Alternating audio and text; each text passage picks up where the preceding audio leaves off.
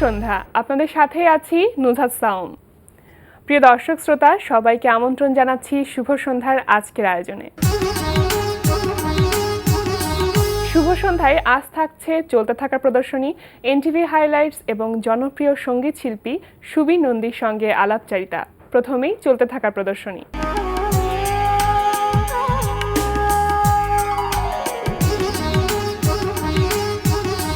শুরুতে জানিয়ে দিচ্ছি চলতে থাকা প্রদর্শনীর সময়সূচি। মোহাম্মদপুর কলা কেন্দ্রে প্রদর্শিত হচ্ছে চিত্রশিল্পী সালমা আবেদিন পৃথির একক চিত্রকলা প্রদর্শনী। বিকাল 5টা থেকে রাত 8টা এই সময় প্রদর্শনী চলবে 30 আগস্ট পর্যন্ত। গুলশান এভিনিউর রেডিয়াস গ্যালারিতে প্রদর্শিত হচ্ছে শিল্পী প্রশান্ত কর্মকার বুদ্ধার একক চিত্রকলা প্রদর্শনী Mohammad Ali the legend lives on. প্রতিদিন সকাল 10টা থেকে রাত 8টা এই সময় প্রদর্শনী চলবে 30 আগস্ট পর্যন্ত। বাংলাদেশ শিল্পকলা একাডেমির জাতীয় চিত্রশালার প্লাজায় প্রদর্শিত হচ্ছে দলীয় চিত্রকলা প্রদর্শনী শিল্পের আলোয় বঙ্গবন্ধু। বেলা 11টা থেকে রাত 8টা এই সময় প্রদর্শনী চলবে 31 আগস্ট পর্যন্ত। এবার এনটিভি হাইলাইটস।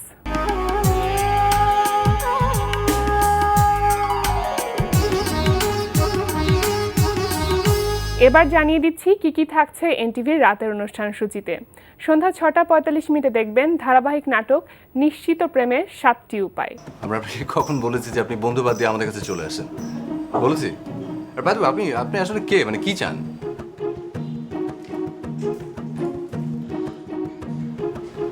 ফি কত আপনাদের? সেটা আপনাকে কেন বলবো? রাত 8:20 দেখবেন শফিকুর রহমান শান্তনুর রচনায় সৈয়দ শাকিলের পরিচালনায় ধারাবাহিক নাটক সম্রাট। এখন যে করে হোক শুভ্রাকে আটকাতে হবে। এতক্ষণে সম্রাট সবকিছু জেনে গেছে কিনা কে জানে। অসম্ভব কিছু না, কিন্তু আমরা ধরে নেই যে সম্রাট এখনো কোনো কিছু জানে না। আর শুভ্রা যদি এখন সম্রাটের বাসায় যায় তাহলে ওকে ওখান থেকেই কি করবেন, কিছু একটা তো করতেই হবে। সব দোষ আমার, তীরে এসে তরি ডুবালাম। রাত 9:40 থাকছে গোলাম সোহরাব দোদুলের পরিচালনায় ধারাবাহিক নাটক সংসার। অফিস বিয়ের জন্য ছুটি দেবে না। আপনি স্টানম্যান। ওল্ড কালচার একদম পছন্দ করি। গুচ্ছ গুচ্ছ প্রেম করবো আমি। I can see in your eyes. বুঝছো, চিনোস তুই আমাকে? আমি সাদ দেখতে গিয়ে তোমায় দেখেছিলাম। তুই না বলে বিয়ার বিষয়ে স্ট্যান্ড বাই আসলি। আপনি চাইলে একটা রেভুলেশন ঘটাতে পারেন। রাত 11:30 সরাসরি সম্প্রচার হবে জোনায়েদ বিন জিয়ার প্রযোজনায় অনুষ্ঠান মিউজিক অ্যান্ড রিদম।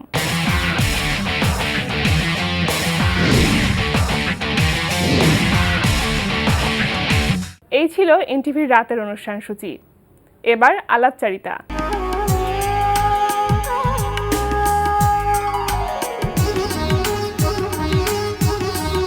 প্রিয় দর্শক, আমাদের আজকের অতিথি জনপ্রিয় সঙ্গীত শিল্পী সুবি নন্দী। চলুন কথা বলি সঙ্গীত শিল্পী সুবি নন্দীর সঙ্গে।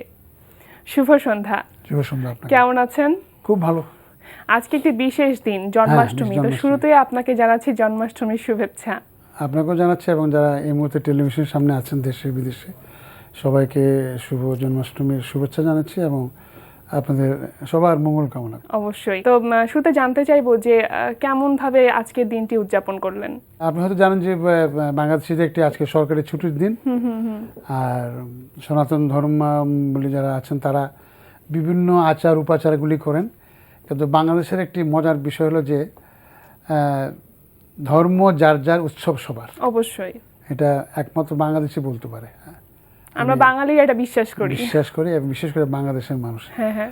আর শ্রীকৃষ্ণের জন্ম দিনটা একটু আলাদা এই কারণে যে তিনি তো অবতার, তিনি এসেছিলেন যেখানে সব রকম অন্ধকারকে আসলে সেই অন্ধকারকে আলোকিত করার জন্য তিনি এসেছিলেন। যুগে যুগে মহাপুরুষের অবতাররা সময় সময় আসেন, কিন্তু এটাই সবাই আমরা জানি। সেই সময়টা কৃষ্ণ কংস আমাকে ধ্বংস করার মাধ্যমে আজকের এই দিনটা আমরা পেয়েছি।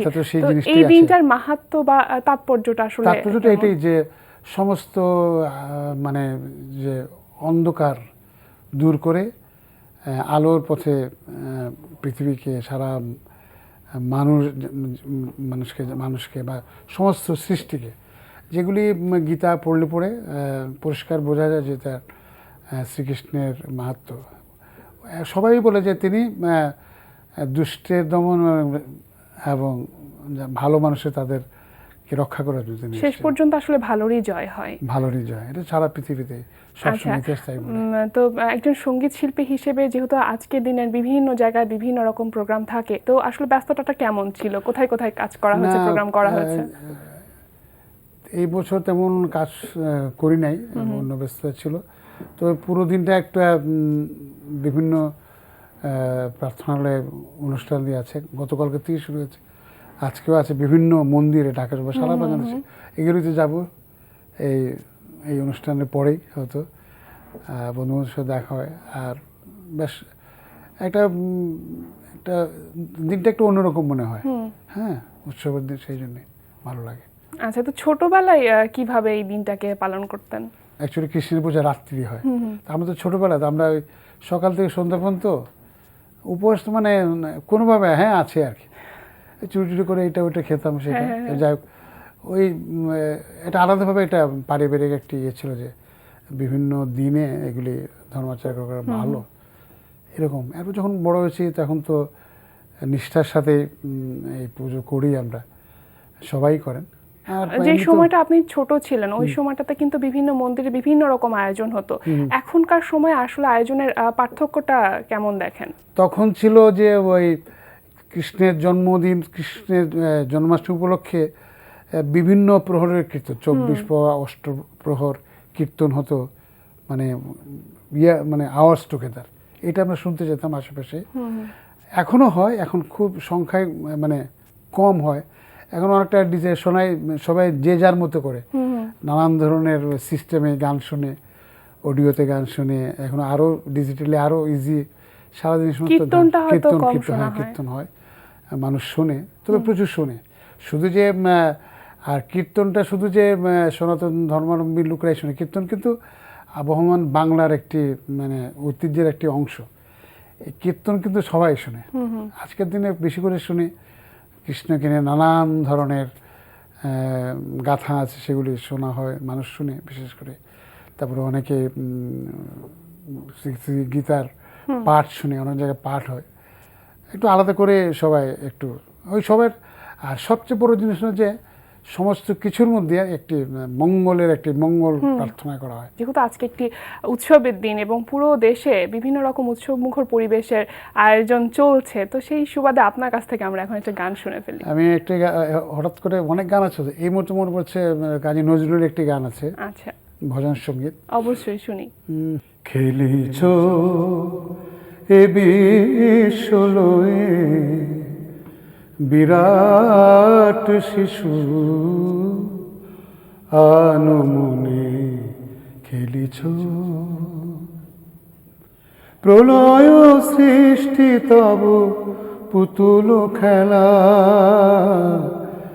নির্জনে প্রভু নির্জনে খেলিছ এ বিশ্বলয়ে বিরাট শিশু, আনমনে খেলিছ।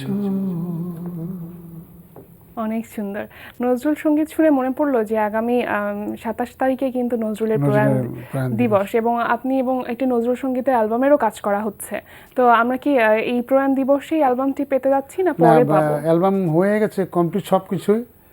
আমি আর ছন্দা চক্রবর্তী এই দুজনে গিয়েছি, আর এর তত্ত্বাবধানে আছেন পণ্ডিত সুদিন দাস। আমরা ভাবছি যে পুজোর পরে, কারণ এখন একটা সামনে ঈদ পুজো মিলে সবাই ব্যস্ত, যখন একটু মাহলটা একটু ঠান্ডা হবে তখন পুজোর পরে আমরা এটা রিলিজ করব। মানে নজরুলের প্রয়াণ দিবসকে আমরা সাক্ষী রেখে করব, কিন্তু কয়েকদিন পরে করব। আমরা সব রেডি, শুধু একটি প্রকাশনা উৎসব করব। আচ্ছা, এখানে মোট কতগুলি গান থাকবে বা কোন কোন পর্যায়ের গান থাকবে? 10 টাকা সব ধরনের গান, ক্লাসিক্যাল থাকবে, প্রেম পর্যায়ের গান থাকবে, এগুলি মানে খুব কম গাওয়া হয় সেই ধরনের গানগুলো। আচ্ছা, মানে খুব কম প্রচলিত গানগুলো আমরা পাবো, যেগুলি যে আমাদের একটা নজরুলের গানের একটা সবারই রবীন্দ্রনাথের গানও সবাই ঘুরে ফিরে কিছু সংখ্যক গান গাওয়া হয়, কিন্তু এত ভ্যারাইটি রবি ঠাকুরের গান, কাজী নজরুলের গানে, আমরা ওদিকে একটু মাথা খেয়াল রেখেছি যে অপ্রচলিত বা কম গাওয়া হয় ওই গানগুলো একটু আচ্ছা, এখানে আমি একটা প্রশ্ন করতে চাই যে যেই গানগুলো প্রচলিত সাধারণত সেই গানগুলোই সবার মুখে মুখে থাকছে, সেই গানগুলোর প্রতি আগ্রহটাই সবার বেশি। ওই যে সবাই গায়, অপ্রচলিত গানগুলো কেন সবাই নিয়ে সবাই কাজ গায় করছে যে না সবাই? এই গানগুলো যদি আমরা বেশি বেশি করে গাই তো এইগুলিও জনপ্রিয় হবে, কারণ এগুলি একদম হৃদয় ছোঁয়া গান। রবীন্দ্রনাথের গান কিন্তু এখন নতুন প্রজন্মের অনেক শিল্পী আছে যারা শ্রুত গান এইগুলি তারা গাইছে, যেটা হওয়ার দরকার। নাহলে হয় কি, মানুষ মনে করে এই বোধহয় ঘুরে ফিরে এই গানই বোধহয়। আর কথা প্রসঙ্গ বলা হয় যে রবীন্দ্রনাথের 2000 গান, নজরুলের 2500 গান, কিন্তু অনেক গানও আছে যে আবার খুব গাইতে গেলে খুব কষ্ট হয়, কিন্তু আরও গাওয়া উচিত। অশ্রুত গান অনেক সুন্দর সুন্দর গান আছে। আর এখন তো যেহেতু রবীন্দ্রনাথের গান তো স্বরলিপি করাই আছে, আর নজরুলের গানে তো এখন স্বরলিপি করা হয়ে গেছে নজরুল ইনস্টিটিউটের মাধ্যমে, যেটা পুরো কাজটাই করেছেন পণ্ডিত সুধীন দাস।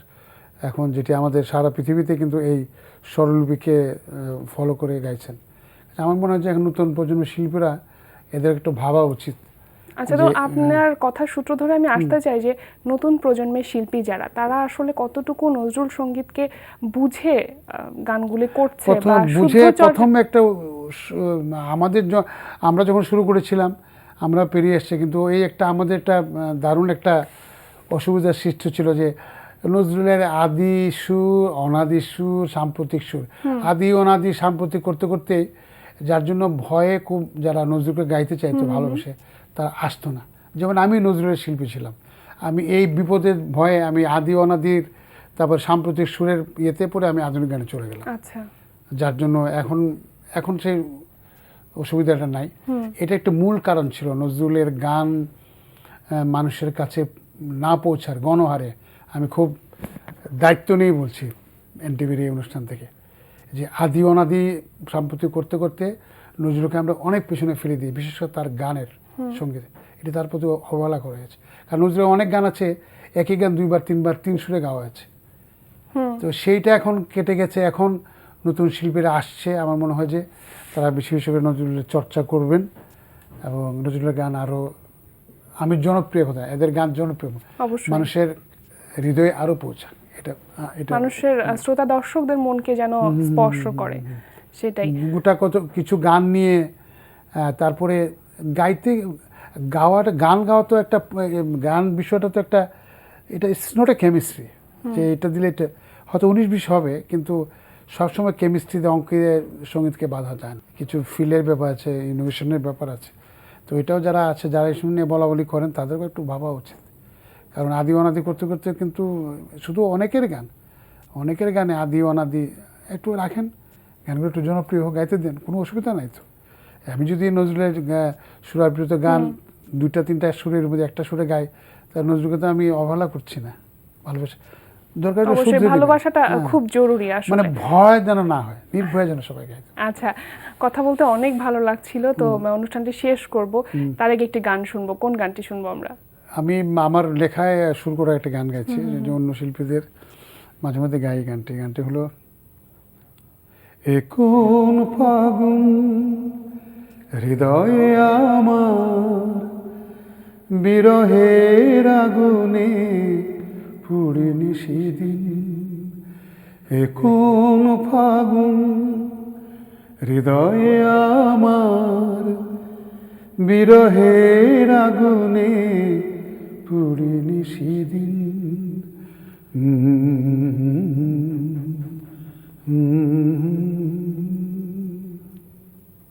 অসাধারণ, অনেক ভালো লাগলো। আর আমাদের এই বিশেষ দিনে আমাদের এই আয়োজনে আসার জন্য আপনাকে অসংখ্য ধন্যবাদ। আবারও এনটিভিকে ধন্যবাদ জানাচ্ছি আর বিশেষ দিনে আমাকে আমন্ত্রণ করার জন্য। আবার সবার মঙ্গল কামনা করছি এবং সেই সাথে ভগবান শ্রীকৃষ্ণের কাছে প্রার্থনা করছি যে আমাদের পৃথিবীর মঙ্গল হোক, সবাই যেন ভালো থাকেন। আমাদের মাতৃ বাংলাদেশে আমরা যেন সবাই ভালো থেকে আমাদের সুখ সমৃদ্ধি আরও বাড়ুক, আমরা যেন এগিয়ে যেতে পারি, তার কাছে আমাদের এই প্রার্থনা। প্রিয় দর্শক, কথায় কথায় আমরাও চলে এসেছি অনুষ্ঠানের শেষ প্রান্তে। আমাদের সঙ্গে যোগাযোগের ঠিকানা প্রযোজক শুভ সন্ধ্যা, এনটিভি, বিএসসিসি ভবন, 7ম তলা, 102 কাজী নজরুল ইসলাম অ্যাভিনিউ, কারণ বাজার, ঢাকা 1215। আমাদের ইমেল অ্যাড্রেস shubhosandha@ntvbd.com। প্রিয় দর্শক, এনটিভিতে সম্প্রচারিত সংবাদ অন্যান্য সকল অনুষ্ঠান দেখতে লগ ইন করুন www.ntvbd.com-এ। সবাই ভালো থাকুন, সুস্থ থাকুন। শুভ সন্ধ্যা।